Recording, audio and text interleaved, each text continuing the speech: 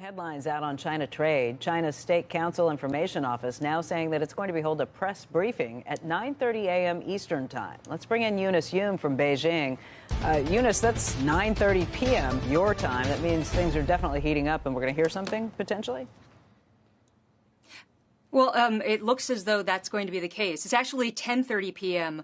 Beijing time because we're 13 hours ahead of you. But we just got the notice from the State Council, which said that Liao Min, who is the deputy director of the financial ministry, and also Wang Shouwen, who's the vice minister of commerce, are both going to be there in addition to other Chinese officials. These two people are very important because Wang Shouwen, the vice commerce minister, was initially one of the lead negotiators on the working level side for these trade negotiations, and then soon it was kind of taken over by Liao Min. So these are two very important people when it comes to these discussions. So they are going to be holding a briefing in just a couple of hours. Also, the Commerce Ministry earlier today had told us that they didn't have anything planned for a statement or for a press briefing, but had asked us for some questions. The question that we had for them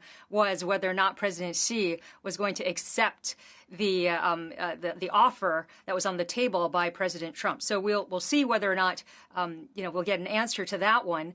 But also separately, what was interesting is that the Global Times, which is a Communist Party paper, had flagged this, saying that their reporters were also already in place and ready, though the timing of this press briefing was going to be delayed. Hu Xijin, who is the editor-in-chief of the Global Times, also hinted as to what else it would be discussing, saying that the trade talks, as far as he knows, have moved a step forward, but how to define this step and what real significance does it have? The answers lie in joint efforts of China and the United States. So a bit cryptic, but still someone who is quite influential with the trade negotiations, especially because of his position as editor-in-chief at the Global Times.